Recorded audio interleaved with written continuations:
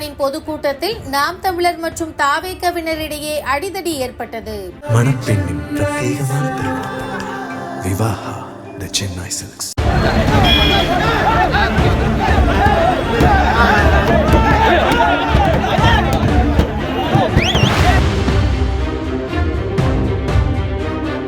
சாட்டை துரைமுருகன் மீது தாக்குதல் நடத்த வந்ததாக சொல்லி தாவேகவினரின் காரை நாம் தமிழர் கட்சியினர் அடித்து நொறுக்கினர். நாம் தமிழர் கட்சியின் மாநில கொள்கை பரப்பு செயலாளர் சாட்டை துரைமுருகன் தாவேக தலைவர் விஜயை கடுமையாக விமர்சனம் செய்து வருகிறார். அதனால் சமூக வலைதளங்களிலேயே இரண்டு தரப்பினருக்கும் இடையே வாக்குவாதம் முற்றி வருவது வழக்கம்.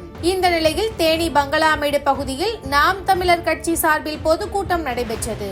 இதில் சாட்டை துரைமுருகன் பேசிக் கொண்டிருந்த போது அந்த வழியாக இருசக்கர வாகனங்களில் வந்த தாவேகவினர் தளபதி டிவிகே என கூச்சலிட்டுக் கொண்டே சென்றனர். தேனி மதுரை தேசிய நெடுஞ்சாலையில் கூட்டம் நடைபெற்ற இடத்தில் குறுக்கும் நெடுக்குமாக சென்று கூச்சலிட்டனர். இதனை பார்த்து கடுப்பான சாட்டை துரைமுருகன் விஜய் பற்றியும் தேனி கிழக்கு மாவட்ட செயலாளர் லெப்ட் பாண்டி குறித்தும் மேடையிலேயே வைத்து வெளுத்து வாங்கினார். அவர் நிகழ்ச்சி முடிந்து கிளம்பும் போது 5 கார்களில் தாவேகவினர் வந்து இறங்கினர். துரைமுருகன் மீது தாக்குதல் நடத்துவதற்காக வந்ததாக சொல்லி தாவேகவினரின் கார்களை ரவுண்டு கட்டிய நாம் தமிழர் கட்சியினர் மோதலில் ஈடுபட்டனர். இதில் தாவேக நிர்வாகியின் கார் கண்ணாடி உடைக்கப்பட்டதால் பரபரப்பு ஏற்பட்டது.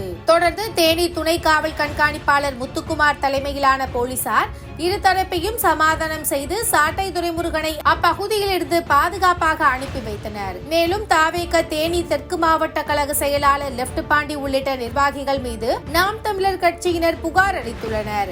ஏற்கனவே தேனி மாவட்டத்திற்கு வந்து பாரு என சாட்டை துரைமுருகன் குறித்து சமூக வலைதளத்தில் கொலை மிரட்டல் விடுக்கும் வகையில் பேசியிருந்தார் லெப்ட் பாண்டி.